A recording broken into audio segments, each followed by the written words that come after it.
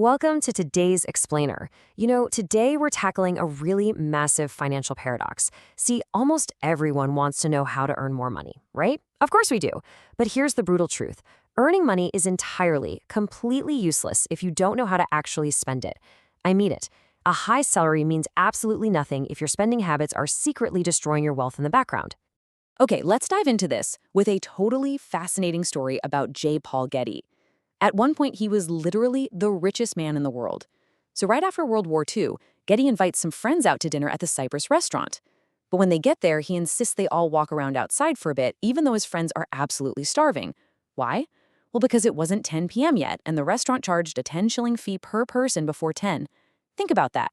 One of the wealthiest men on the planet refused to waste a single unnecessary pound. He completely understood that wealth isn't just about what you make, it's really about what you relentlessly protect.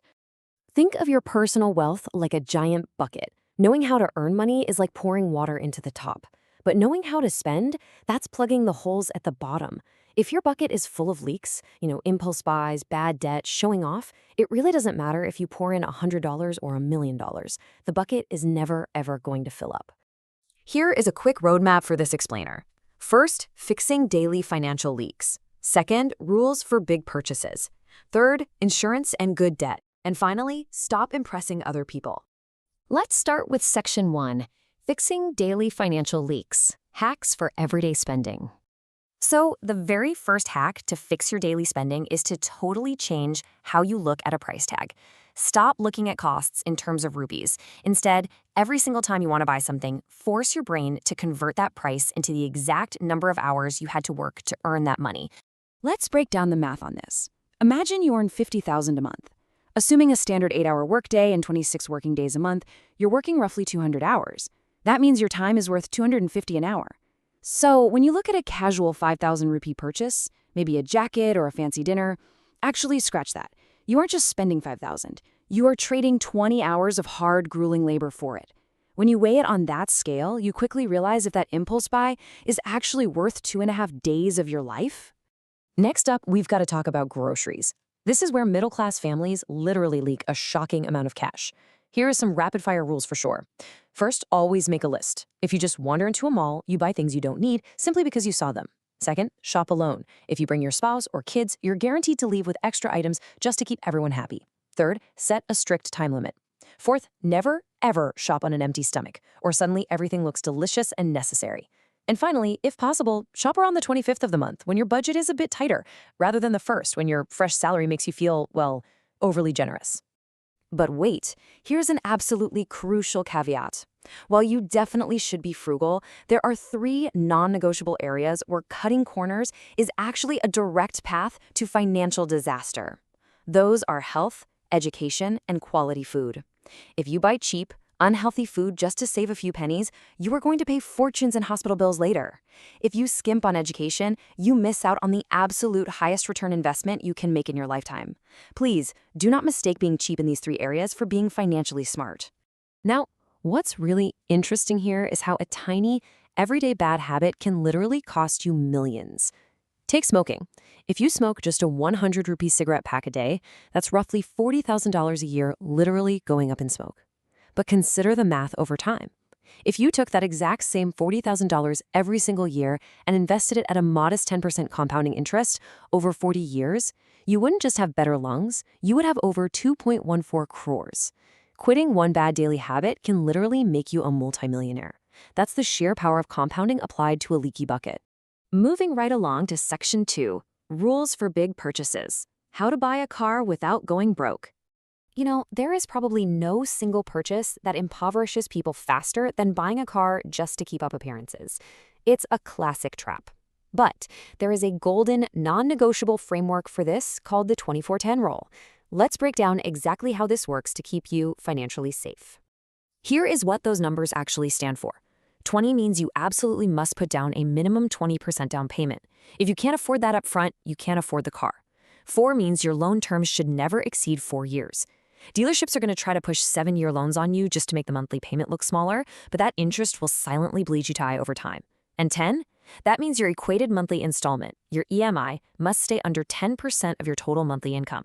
So if you're earning a lot a month, your car payment simply cannot cross $10,000. So the crucial point here is this ultimate cap, the 50% rule. The total price of the car you are buying should never, under any circumstances, exceed 50% of your annual income. If you earn 20 lakhs a year, your absolute maximum budget for a car is 10 lakhs. Stick to this rule and a car will remain a convenience rather than becoming a financial curse. All right, Section 3, Insurance and Good Debt. Protecting and leveraging your wealth. First up, let's talk about protecting your wealth through insurance, which, by the way, is also a totally legal way to save on taxes. But okay, huge red flag here. Never, ever mix insurance with investments. People fall for these money-back policies thinking they're getting a great return, but those premiums are 10 to 20 times higher than a simple term insurance plan. Term insurance offers pure, simple protection at a fraction of the cost, allowing you to take the difference and just invest it yourself for a much, much higher return. And when you do get that term insurance, the rule of thumb is incredibly simple. Your life insurance cover must be at least 10 times your annual income. Also, keep in mind you really only need this coverage for the primary breadwinners whose income actually runs the household. Now, you might be wondering about debt. Is all debt bad? No way. You just have to separate good debt from bad debt. Bad debt is borrowing money for depreciating assets, like, maxing out credit cards for a fancy wedding outfit or taking a personal loan for a vacation to Singapore. That just digs a financial grave. Good debt, on the other hand, actually puts money in your pocket. Say you take a 10 lakh loan at 8% interest to build out rooms on your property, and those rooms generate $15,000 a month in rent. Well, your rental income easily covers the interest and leaves you with a profit. That is how you use someone else's money to build your own wealth. Let's move to Section 4, Stop Impressing Other People. The psychology behind the leaky bucket. We can talk about math all day long, but the deepest, most dangerous hole in the leaky bucket is human ego. As Will Rogers famously said, we spend money we haven't earned to buy things we don't want to impress people we don't like. It's just human nature to want to show off our success, right? But have you noticed what happens the absolute second you get a salary bump or a bonus? Suddenly, your current phone feels too old. Your sofa feels inadequate. You feel this intense, burning urge to upgrade your lifestyle just to match your peers. Listen, wealthy people don't spend their energy trying to prove they are rich. It's usually those who are struggling who spend half their lives trying to manufacture the illusion of wealth. This ego trap is especially dangerous when you experience a sudden windfall, like selling a property, getting an inheritance, or cashing out some shares. When that money hits the account, emotions run completely wild, and the temptation to instantly go buy a luxury SUV like a Scorpio is just overwhelming. The hack here is to force a cooling-off period. Take that sudden wealth, lock it away in a fixed deposit for 3 to 4 months, and do not look at it. Let your emotional temperature drop so your logical brain can actually decide how to deploy that capital safely.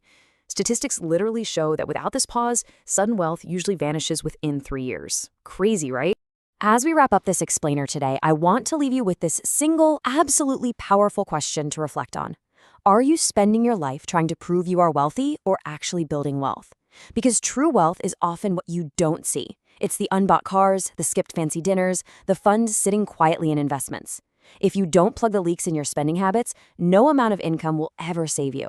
Remember, you must manage your money, or your money is going to manage you. So, which path are you choosing today?